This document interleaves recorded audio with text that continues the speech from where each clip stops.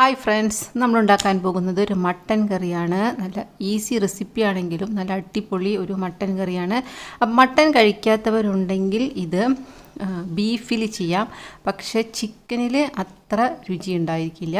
അപ്പോൾ അതുകൊണ്ട് നിങ്ങൾ മട്ടൻ കഴിക്കാത്തവർ ഇതേ റെസിപ്പി തന്നെ നമുക്ക് ബീഫിൽ ചെയ്യാം. അപ്പോൾ ഞാൻ ഇതിനെപ്പറ്റി കൂടുതലൊന്നും പറയുന്നില്ല, നമുക്ക് പെട്ടെന്ന് തന്നെ മട്ടൻ കറി ഉണ്ടാക്കാം. അപ്പോൾ അതിന് വേണ്ടിയിട്ട് നമുക്ക് ആദ്യം ഒരു ചീനച്ചട്ടി എടുക്കുക. ഒരു മസാല നമുക്ക് അരച്ചെടുക്കാനുണ്ട്. ആ മസാല ആദ്യം നമുക്കൊന്ന് വഴറ്റിയെടുക്കണം. അപ്പോൾ നമ്മൾ വെളിച്ചെണ്ണയിൽ തന്നെയാണ് ഉണ്ടാക്കുന്നത്.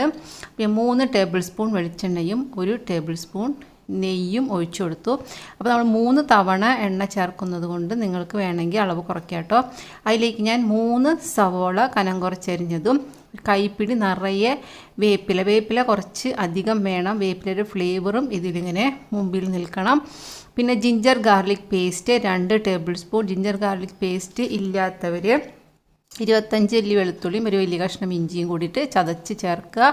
പിന്നെ നമ്മൾ ചേർക്കുന്നത് കുരുമുളക്, പെരിഞ്ജീരകം, പട്ട, ഗ്രാമ്പ്, ഏലക്ക, കശുകശ്, ഇതെല്ലാതും കൂടിയിട്ട് നമുക്കിതിലേക്ക് ചേർത്ത് കൊടുക്കാം.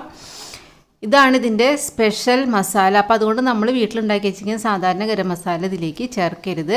പിന്നെ നമ്മൾ 5 or 10 വേണമെങ്കിൽ നമുക്ക് കാഷ്നട്ട് ചേർത്ത് കൊടുക്കാം. പിന്നെ 2 ടേബിൾ സ്പൂൺ മല്ലി ചേർക്കാം. ഇനി മുളക് വേണമെങ്കിൽ നമുക്ക് ഇതിൻ്റെ ഒപ്പം ഒരു 15 വറ്റൽമുളക് വറുത്തെടുക്കാം, അല്ലെങ്കിൽ നമുക്കിത് പിന്നീട് ചേർക്കാം. ഞാൻ പിന്നീടാണ് ചേർക്കുന്നത്. അപ്പോൾ നമ്മൾ ഈ പാകത്തിൽ വറുക്കണം. തണുക്കുമ്പോൾ നമ്മളിത് അരച്ച് എടുക്കണം. പിന്നീട് നമുക്കിത് ഗ്രേവി നല്ല തിക്കാവാൻ വേണ്ടിയിട്ടാണ് നമ്മളിങ്ങനെ വഴറ്റി അരച്ചെടുക്കുന്നത്. അപ്പോൾ നമ്മൾ വീണ്ടും വെളിച്ചെണ്ണ ഒഴിച്ചു. 2 ടേബിൾ സ്പൂൺ വെളിച്ചെണ്ണയാണ് നമ്മൾ ഒഴിച്ചത്. അതിലേക്ക് ആദ്യം കറിവേപ്പില ചേർത്തിട്ട് അതിൻ്റെ ഫ്ലേവർ നമ്മൾ വെളിച്ചെണ്ണയ്ക്ക് കൊടുത്തു. അപ്പോൾ ഇപ്പം നല്ല കറിവേപ്പിലെണ്ണ പോലെ ആയിട്ടുണ്ടായിരിക്കും, അത്രയ്ക്കും ഫ്ലേവർ ഇറങ്ങിയിട്ടുണ്ടാവും. ഇനി അതിലേക്കാണ് നമ്മൾ 1 സവോള ചോപ്പ് ചെയ്തത് നമ്മളിതിലേക്ക് ചേർത്ത് കൊടുക്കാം. ഇനി ഇതങ്ങനെ വഴന്ന് വരട്ടെ. ഇപ്പം നമ്മളെ മസാലകൾ നമ്മൾ ഒരുവിധമൊക്കെ നമ്മൾ അരച്ചെടുത്തിട്ടുണ്ട്. അപ്പോൾ ഇനി നമുക്കിതിൽ നമ്മൾ ചേർക്കാത്തതെന്ന് വെച്ചിട്ടുണ്ടെങ്കിൽ തക്കാളിയാണ്. അപ്പോൾ നിങ്ങൾക്ക് വേണമെങ്കിൽ ആ തക്കാളിയും അരച്ചെടുക്കാം കേട്ടോ.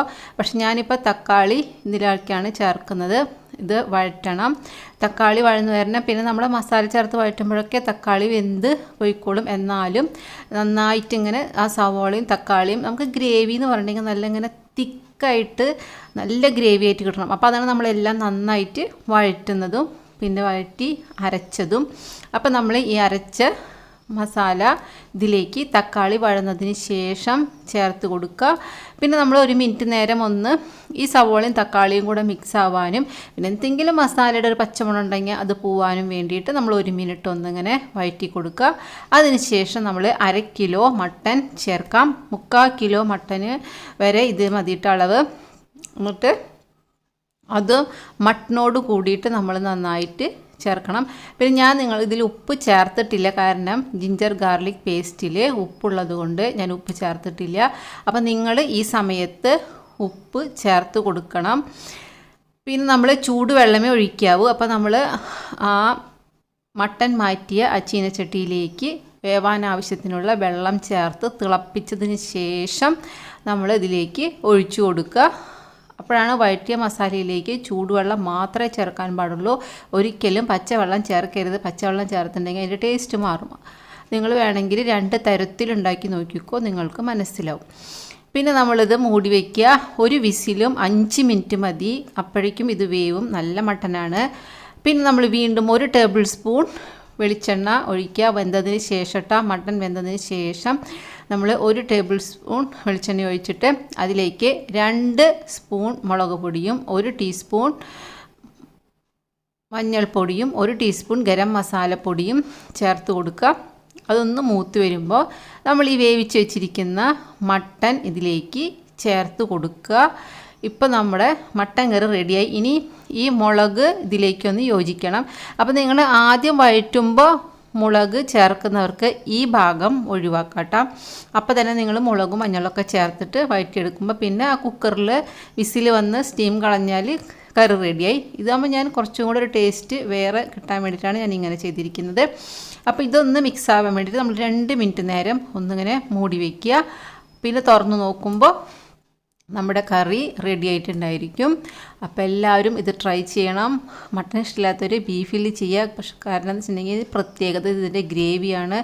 അടിപൊളി ടേസ്റ്റാണ്. ചോറിൻ്റെ ഒപ്പം അപ്പോ ബ്രെഡോ എന്താ പറയുക ചപ്പാത്തി പത്തിരി എല്ലാത്തിൻ്റെ ഒപ്പവും ചേർന്ന് പോകുന്ന നല്ല അടിപൊളി റെസിപ്പിയാണ് നമ്മുടെ ഈ മട്ടൻ കറി. അപ്പോൾ എല്ലാവരും ട്രൈ ചെയ്യാതിരിക്കരുത്.